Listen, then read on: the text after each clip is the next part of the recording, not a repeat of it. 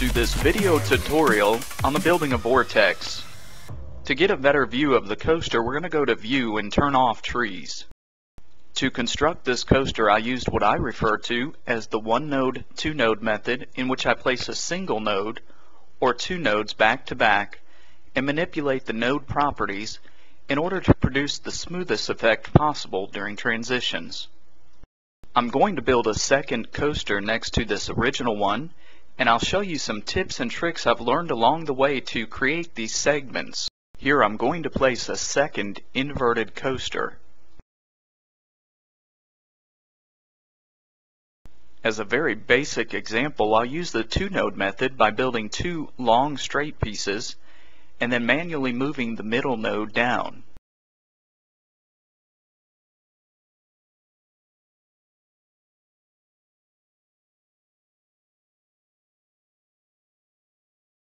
In order to build an inverted drop off of this main lift hill, I'm going to use the single node method. Here I build a straight piece and extend it out to its maximum length. I select that last node and manually drag it out a little bit further. Now, when manually dragging, they do have a tendency to move left and right on you, and that's okay. Two ways we can fix that: we can manually by eye try to line it back up, or we can click the Segment Properties window, which shows the position X, Y, and Z of each node. In this case, we want position Z to match on both nodes. This will straighten my track out.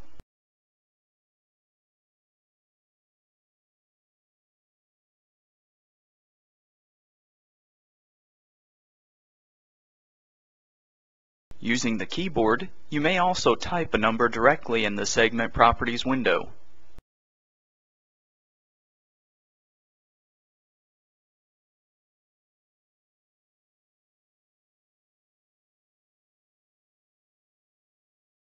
Next, I'll select the last node and turn on the lock tool either by clicking on the icon or pressing the spacebar. Then I'll turn on Rotate and rotate that piece back onto itself. Then I switch to Move mode and hold down Shift and drag that node down. Now I'm just adjusting where the node is going to face. And what I want to do is try to line it up with the blue node above it. That node to really smooth out this inverted drop hill. Once I have the node in a position I'm happy with, I'll turn on Scale, and then I'll adjust this node to really smooth out this inverted drop hill. Next, I'm going to place another long straight piece here and manipulate the node properties as we did on this last node in order to make a loop.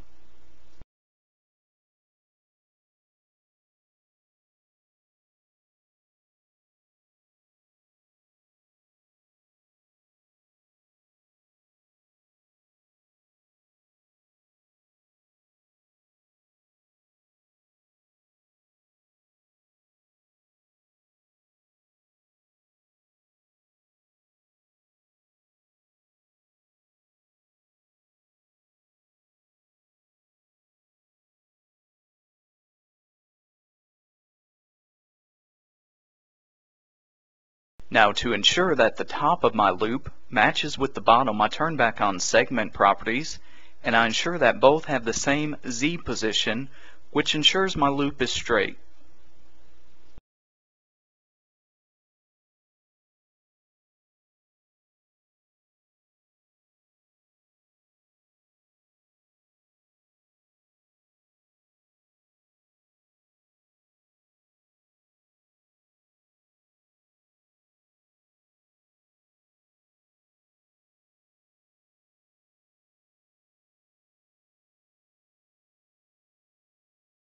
Using the same single node method again, I'll add a third piece slightly shorter than the first two, and I'll bring this loop back down to the ground.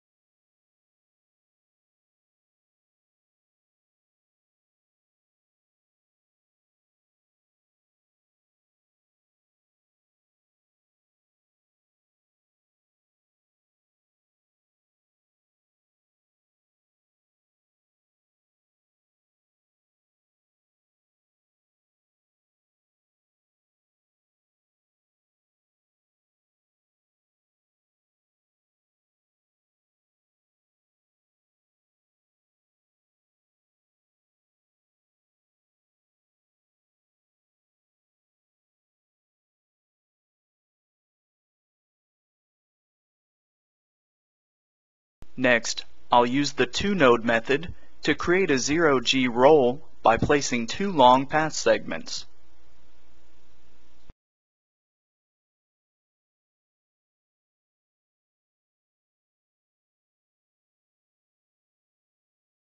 Here I increase the height of the middle node and manually move it left to give me a smoother transition into the 0G roll.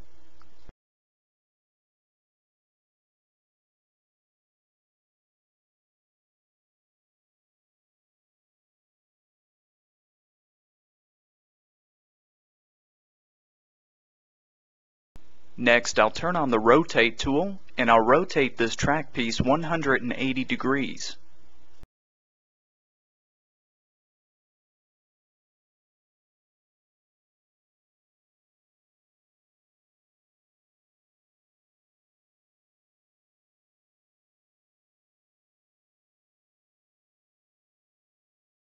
Once again, I'll go back into Segment Properties and ensure that all segments on this particular track piece have the same position Z value.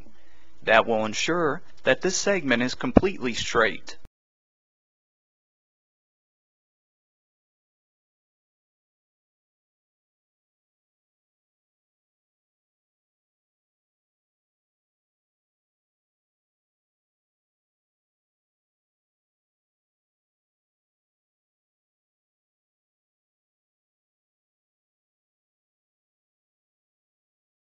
Next, I'll use the Specialty Segments section to place a corkscrew.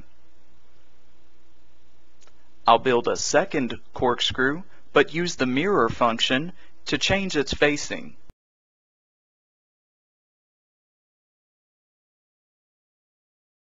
Now I'm changing some of the positions of the corkscrew nodes and using the Segment Properties window again to ensure they're at the same height.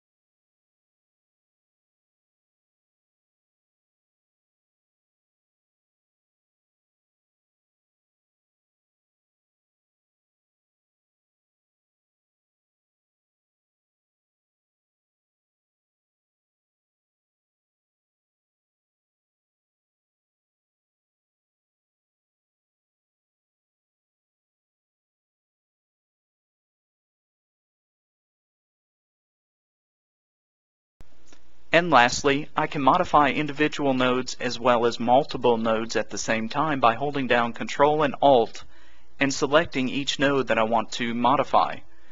Ensure that you turn the lock on using the spacebar or the lock icon, and you'll be able to move all those nodes at the same time.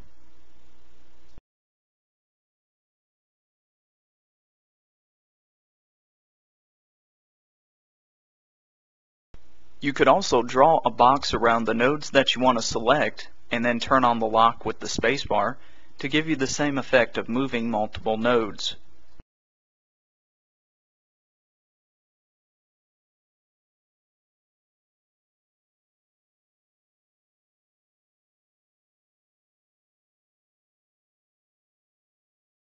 To wrap this video up, let's take a quick ride on our coaster. Remember, we still need to do some work on supports that are overlapping the tracks.